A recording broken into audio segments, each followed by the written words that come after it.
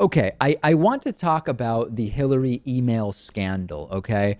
You know about the obsession with Hillary Clinton's email. And like with Benghazi, it turns out that something even worse happened to the George W. Bush administration, and nobody cared. The right wing pundits flipping out about Hillary's emails now did not care.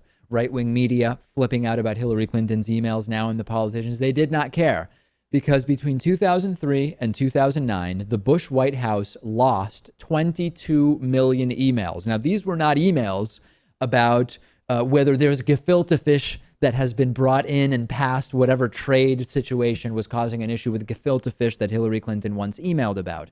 We're talking about emails in the run up to the Iraq War. Insane stuff was going on, lies, building a case for war based on non-existent weapons of mass destruction, emails about the firing of U.S. attorneys for political reasons, emails about really serious stuff. Like Hillary Clinton, the Bush White House was using a private email server. It was owned by the Republican National Committee rather than in Hillary Clinton's house. If you say, well, it's way worse in Hillary Clinton's house, not really. The Republican National Committee is a political organization that really should not be involved in the emails of actual administration individuals who were in power and legislating along those lines. And you can make the argument that it's actually worse than an individual having their own server at home. I'm not making that argument, but you actually could make that argument. I would say we have relatively equivalent situations. The Bush administration was supposed to be storing emails as required by law.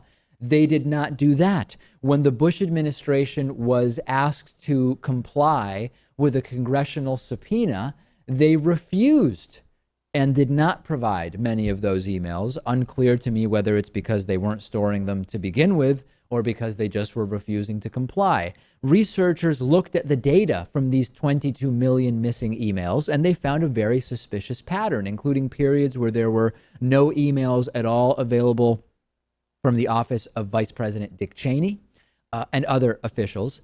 Hillary Clinton's email habits have actually been very open, very transparent, and very proactive compared to what happened in the George W. Bush administration. It's selective outrage as always.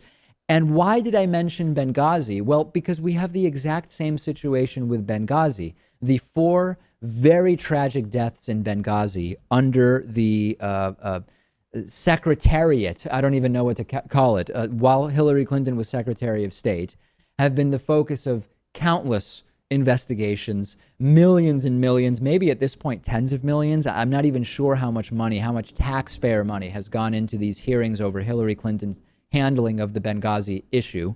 Whereas during the George W. Bush administration, we had effectively 13 Benghazis, including at the U.S. Embassy in Baghdad, Iraq, the U.S. Consulate in Karachi, Pakistan, the U.S. Embassy in Damascus, Syria. The list goes on.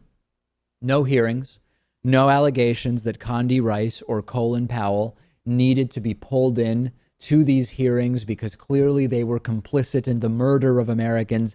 None of it, because as usual, it's the bogus, bottom-feeding, pond scum-esque selective outrage of the Republican Party as we know it. Is this a defense of Hillary Clinton mishandling a handful of classified emails? No, it is not a defense.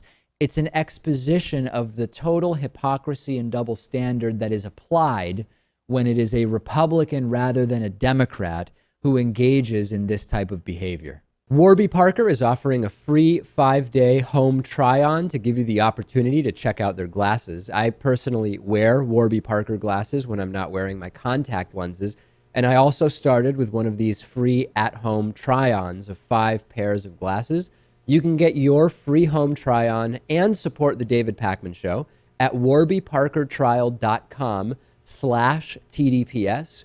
I don't really like going into glasses stores and trying on glasses while the salesperson sort of hovers over me. And I like more than 30 seconds to actually figure out whether I like the glasses. So with the Warby Parker home try-on, I was able to pick 5 pairs that I liked, put them on in the comfort of my own home, pick the one I like the most, and then Warby Parker put my prescription lenses in there for me. A lot of people don't know that the eyeglass industry is controlled by just a few big corporations that keep prices very high, like $300 for prescription glasses high, which is just insane. Warby Parker glasses start at $95. That's what mine cost. And for every pair of glasses sold, Warby Parker distributes a pair of glasses to someone in need. You can try 5 pairs and see what you like. Check out the at-home trial and support our show by going to warbyparker.com/TDPS.